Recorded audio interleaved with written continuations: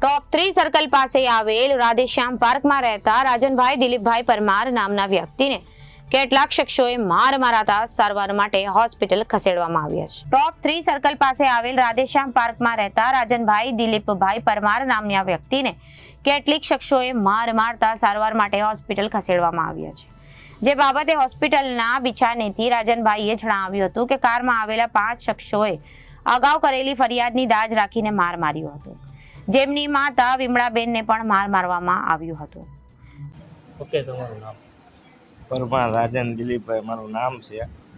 Talaja road શિવનગરની સામે રાધેશ્યામ પાર્કમાં અમારે માથાકૂટ થયેલી છે.